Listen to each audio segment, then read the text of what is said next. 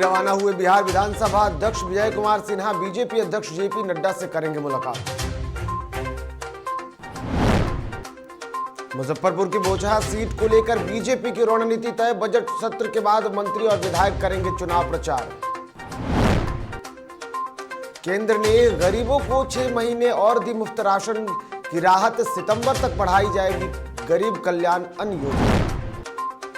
और केआरके ने Chennai super king को 6 विकेट से हराया, आईपीएल 2022 में जीत से किया आगाज।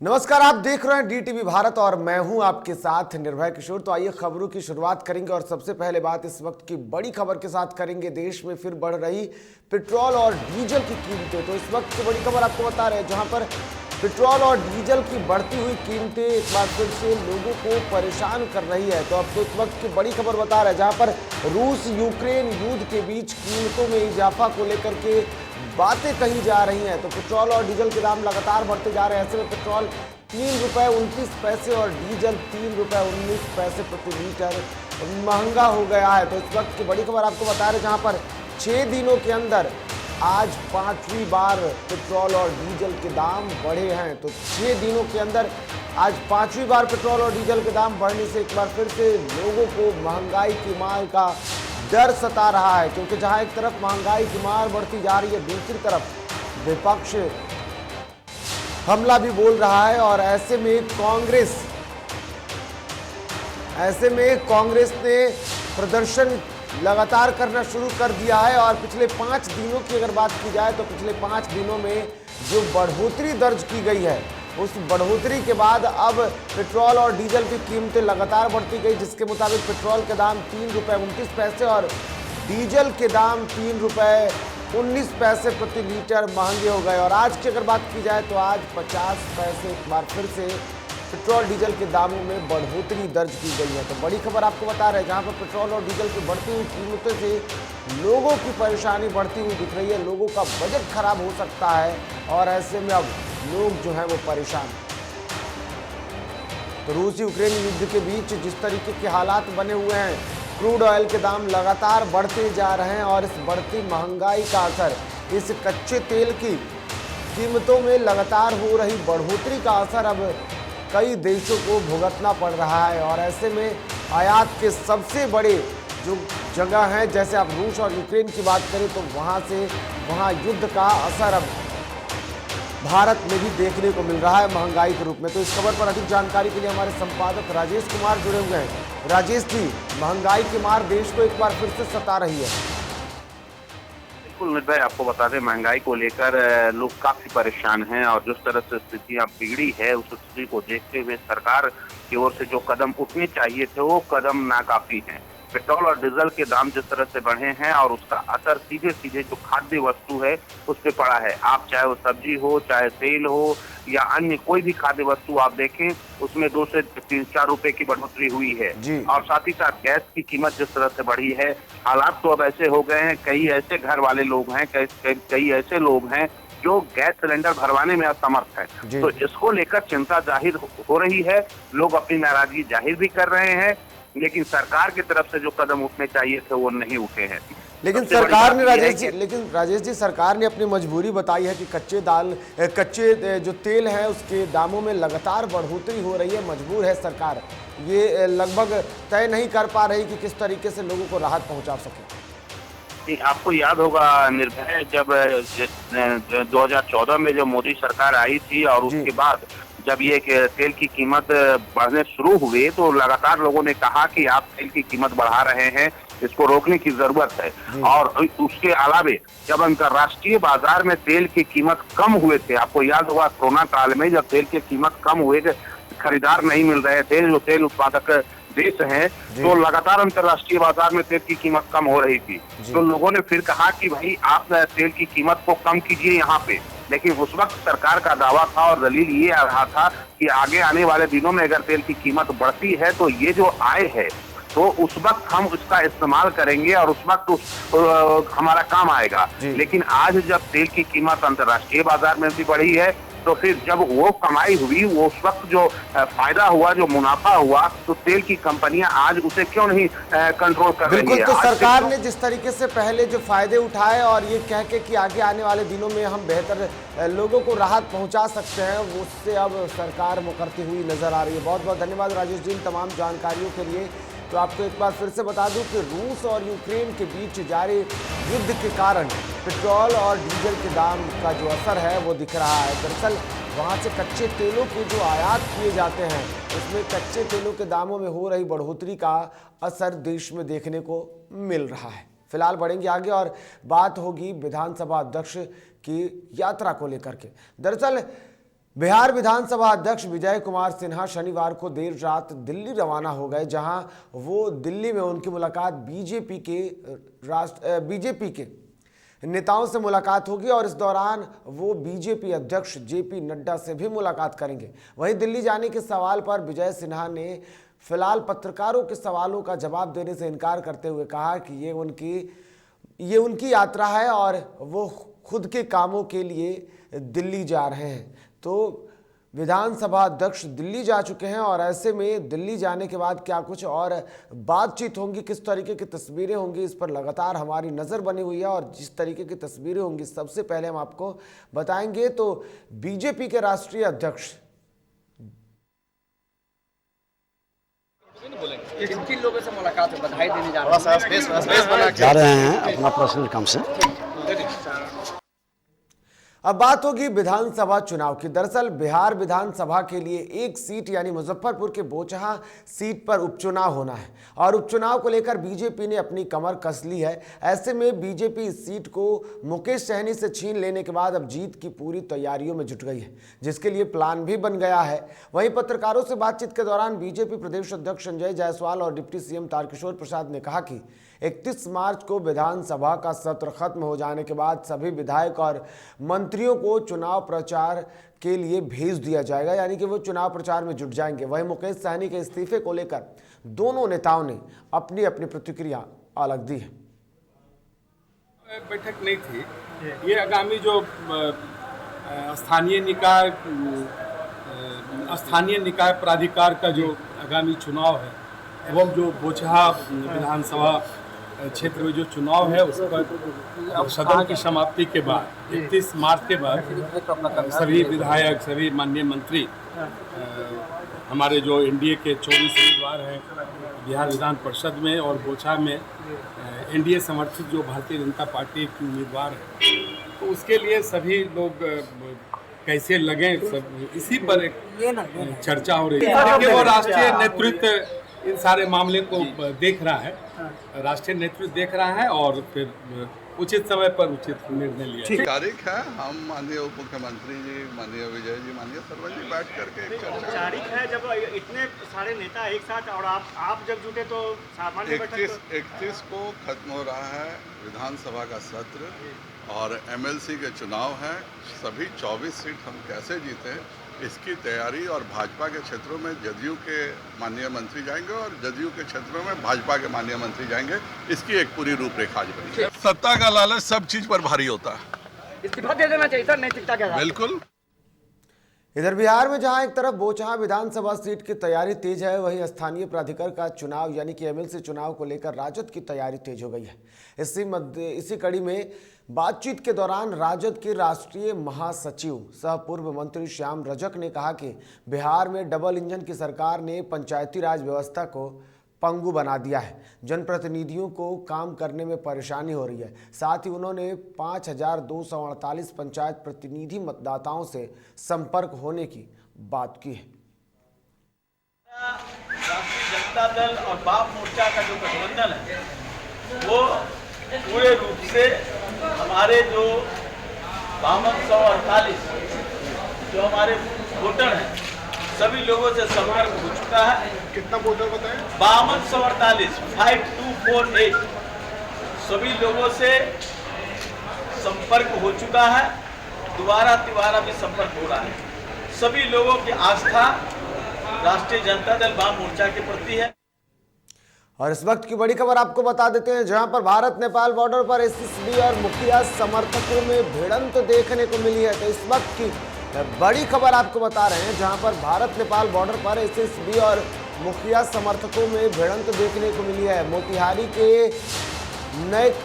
नयका टोला चौकी पर यह विवाद देखने को मिला है। तो मोतिहारी के नयका टोला चौकी पर यह विवाद देखने को मिला है। मुखिया समर्थकों और जवानों के बीच लाठी डंडे भी चले हैं। तो इस वक्त की बड़ी खबर, जहां इस झड़प में करीब 12 लोगों के घायल होने की जानकारी मिली है। तो भारत नेपाल बॉर्डर पर एसएसबी और मुखिया समर्थकों के बीच जमकर हंगामा देखने को मिला है, हाथापाई भी देखने को मिली है। नैक टोला की ये बातें बताई जा रही है। इस वक्त की बड़ी खबर आपको बता रहे हैं, जहां पर मोतिहारी यानी कि पूर्वी चंपारण जिले के नैक टोला की ये बात बताई जा रही है। तो भारत नेपाल सीमावर्ती क्षेत्र में जिस तरीके की तस्वीरें देखने को मिली है, वहां पर एसएसबी के जवान जो कि सीमा सुरक्षा के लिए लगाए गए हैं, सीमा सुरक्षा बल, और साथ ही साथ मुखिया के जो समर्थक हैं उनके बीच में झड़प देखने को मिली है। तो इस वक्त की बड़ी खबर।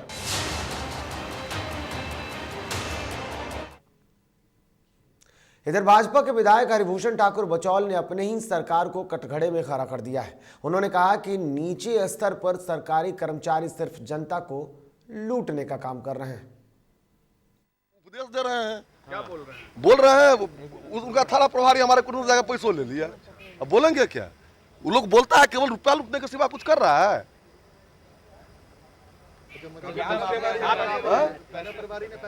हथौड़ी थाना प्रभारी पैसा ले लिया।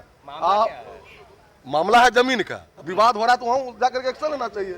एक्शन नहीं ले रहा है, हम ही को उपदेश दे रहा है आप लोग ऐसे ही करते रहते हैं नेता है।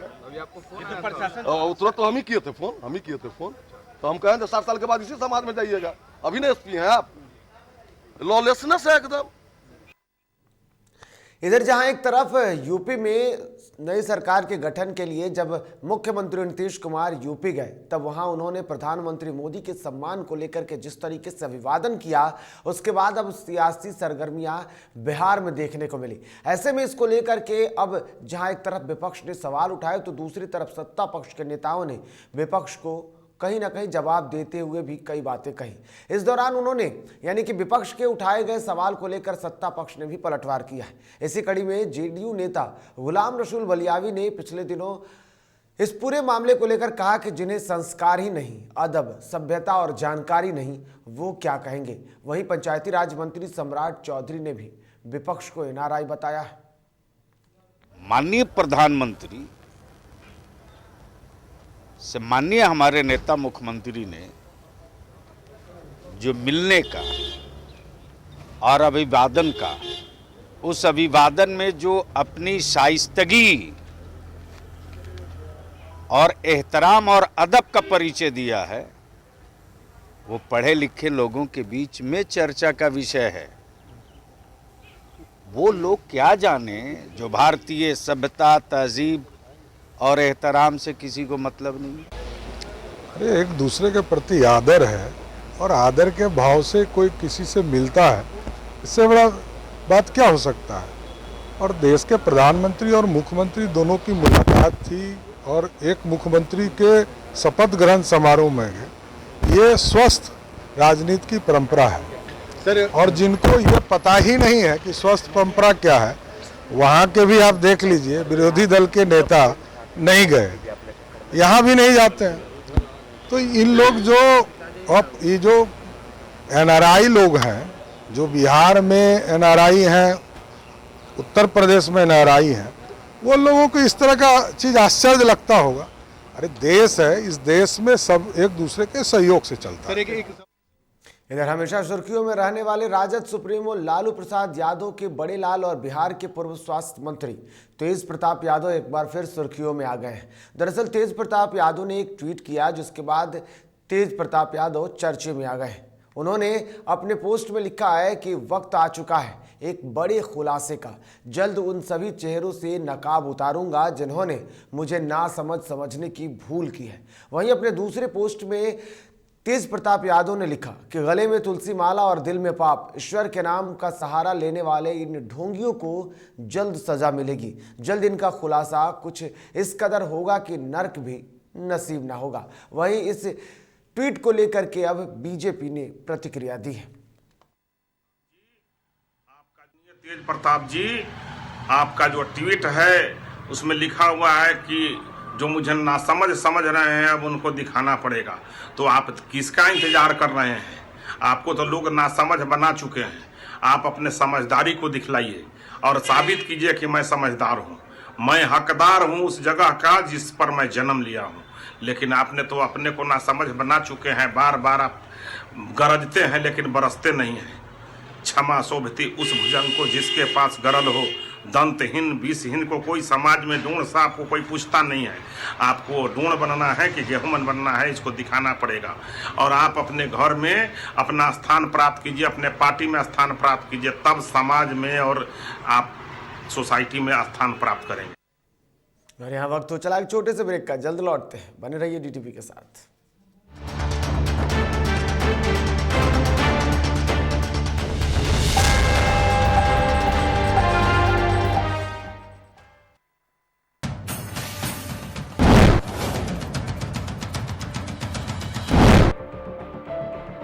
बात होगी सत्ता की, बात करेंगे व्यवस्था की। वादे नारे कहां गुम हो गए जनाब? किसान, मजदूर, नौजवान सब हैं परेशान। बेरोजगारी, पलायन आज भी है बरकरार। कहां तो तय था सड़क से लेकर संसद तक उठाएंगे आवाज, लेकिन अब ना हो परेशान, क्योंकि डीटीवी उठाएगा आपकी आवाज।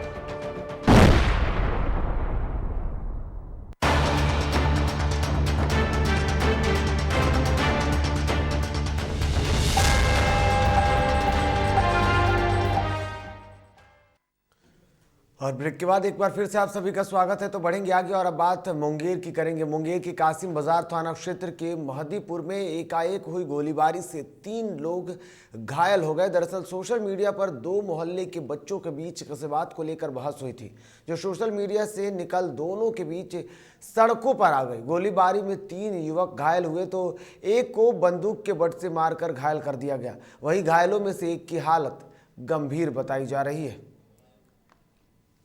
हम अपने खेत पर थे, खेत पर से सूचना मिली कि गांव में झगड़ा हो रहा है हम लोग के घर के पास ही। हमारे चचेरे भाई लोग हैं, उसी सबसे झगड़ा हुआ था। तो जब हम खेत से निकले ही तब तक देखिए उन लोग बहुत जोर से फायरिंग उन लोग कर रहा था। सब पहले से अपराधी प्रवृत्ति का है। कासिम बाजार थाना है, नतमस्तक हो जाती है उन लोग के सामने। अभी एक गाड़ी फोर्स भेजी और उसके बाद फिर घुमा के लेके चलाई। जब जानती है कि वहाँ झगड़ा हो रहा है तो वहाँ पुलिस को देना। इधर मुजफ्फरपुर के पारू थाना क्षेत्र में बेटे ने अपने माता पिता की सिर पर गैस सिलेंडर से मारकर उनकी हत्या कर दी। पुलिस ने आरोपी बेटे को गिरफ्तार कर लिया है। वही घटना से इलाके में हड़कंप मच गया है।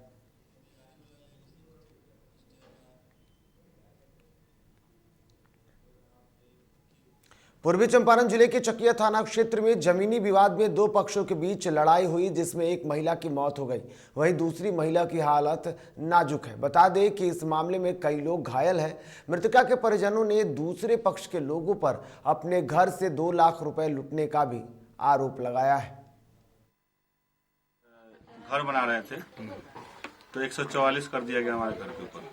हम लोग घर वहीं पर होल्ड कर दिए। हम लोगों ने केस लड़े। केस लड़ने के बाद हम लोग के पास डिग्री हो गई। डिग्री होने के बाद हम लोग 24 तारीख को रात में 10:30 बजे उनकी 2 लड़की आई। वो लोग गाली गलौज देने लगे, असली गालियां कि हम लोग नहीं सुन पाए। तब तक उनका लड़का 4 लड़के आके हम लोगों को पीटना। 31 जनवरी को घटित अंजनी कुमार हत्याकांड का पुलिस ने खुलासा करते हुए 3 अपराधियों को गिरफ्तार कर लिया है।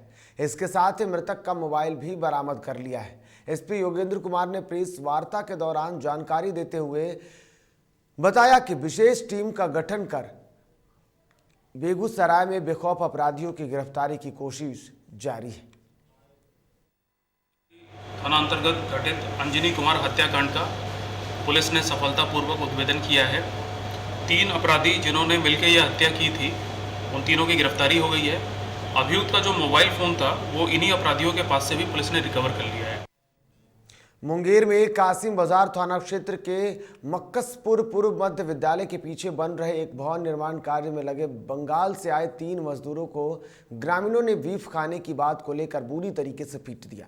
तीनों मजदूर अल्पसंख्यक समुदाय के हैं जो पिटाई के बाद बुरी तरीके से घायल हो गए, जिन्हें इलाज के लिए सदर अस्पताल में भर्ती कराया गया है। वहीं इस घटना के बाद एसडीपीओ, एसडीओ सहित कई वरीय अधिकारी घटनास्थल पर पहुंच मामले की छानबीन में जुट गए हैं और अब तक 5 लोगों के विरुद्ध मामला दर्ज कराया गया है।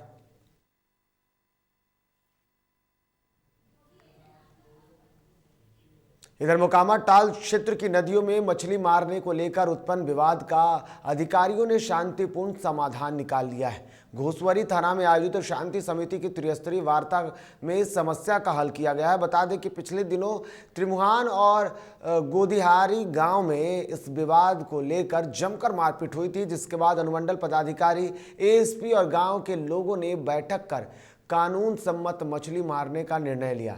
मत्स्य विभाग की गाइडलाइन के अनुसार टाल क्षेत्र की नदियों में मछली मारने की अनुमति प्रदान की गई है। इस विवाद के निष्पादन को लेकर 2 गांव के सम्मानित लोगों की कमेटी बनाई गई थी, जिसके बाद यह फैसला लिया गया है।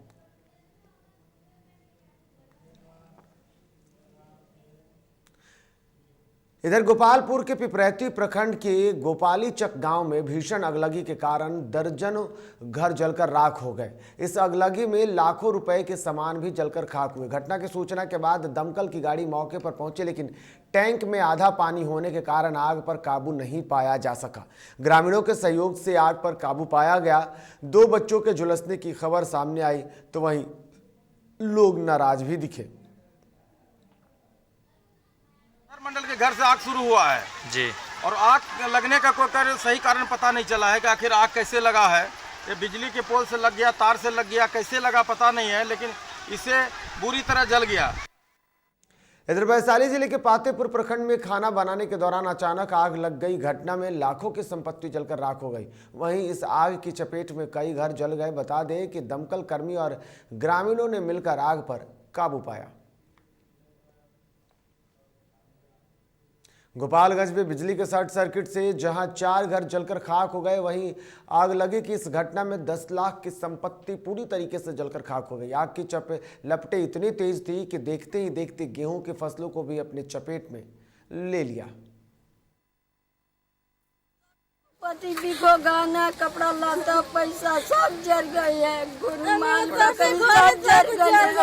पासपोर्ट 95,000 रुपया लेके आया था विदेश से बहन के शादी करने के लिए। पासपोर्ट भी जल गया, खेत के कागज वोगज, पैसा कौड़ी उड़ी सब जम, हमारा पूरा कर्ज भी जल गया पूरा। कितना देर पहले आग लगा? 10-15 मिनट पहले।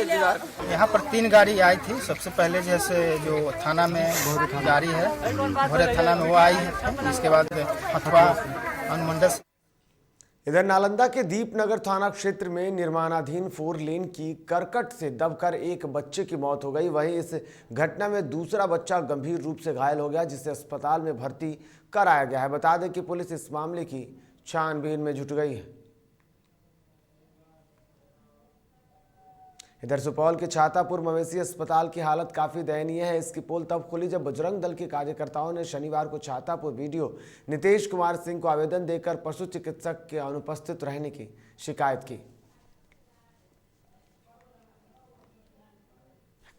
हम लोग छातापुर में आए और इस जीव को देखे बहुत ही बीमार स्थिति में था, और यहाँ बगल में ही चिकित्सालय है और वहाँ पर इसको लेके गया तो यहाँ पर वहाँ के चिकित्सक ही वहाँ पर उपस्थित नहीं थे। और वो चपरासी से भी बात किया गया तो उन्होंने कहा कि डॉक्टर साहब उपस्थित नहीं है, मेडिसिन नहीं है। इधर छपरा जिले के मशरक थाना परिसर में जिलाधिकारी के आदेश पर जनता दरबार का आयोजन किया गया। शनिवार को लगे जनता दरबार में राजस्व अधिकारी, अंचल निरीक्षक और दारोगा लक्ष्मण प्रसाद ने फरियादियों की फरियाद सुनी और कागजात की जांच पड़ताल के बाद 5 मामलों का निष्पादन किया। वहीं सीओ महेंद्र राम ने बताया कि जनता दरबार में 11 मामले आए थे।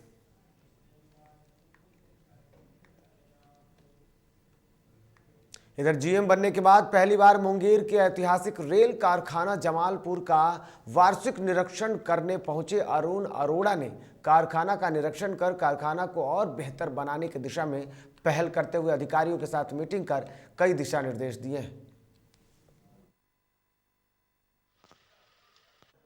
मेरा आने का जो उद्देश्य था वो ये था कि एक महाप्रबंधक की वार्षिक निरीक्षण होता है हर डिवीजन का, हर वर्कशॉप का। जमालपुर वर्कशॉप का रह गया था, वो आज हो रहा है। 1862 की ये जो वर्कशॉप है, सबसे पहली वर्कशॉप, सबसे पुरानी वर्कशॉप भारतीय रेल की। और केंद्र सरकार ने कोविड-19 महामारी से उबरने के हालात के बीच समाज के कमजोर तबके को सहारा प्रदान करने की बातें जो रखी थी, उसे अब जारी रखने के मकसद से शनिवार को गरीबों को 5 किलो मुफ्त खाद्यान्न प्रदान करने की योजना अवधि को अगले 6 माह तक यानी 30 सितंबर तक के लिए बढ़ा दिया है। इससे राजकोष पर लगभग 80 करोड़ रुपए का भार आने की संभावना है। हालांकि इस स्थितियों को देखते हुए भी केंद्र सरकार ने गरीबों को राहत देने की बातें कही हैं। और बात अब खेल की कर लेते हैं। आईपीएल 2022 के पहले मैच की, यानी कि आईपीएल की शुरुआत हो चुकी है और ऐसे में पहले मैच में कोलकाता नाइट राइडर्स ने चेन्नई सुपर किंग्स को 6 विकेट से हरा दिया है। केकेआर ने इस सीजन में जीत के साथ आगाज किया है। कोलकाता के लिए अजिंक्य रहाणे और सैम विलिंग्स ने अहम पारियां खेली। टीम के लिए रहाणे ने 44 रन बनाए। चेन्नई के दिए लक्ष्य का पीछा करने उतरे केकेआर ने 18.3 ओवर में ही मैच जीत लिया। वहीं सीएसके के लिए डेविन ब्रेवो शानदार गेंदबाजी करते हुए 3 विकेट झटके।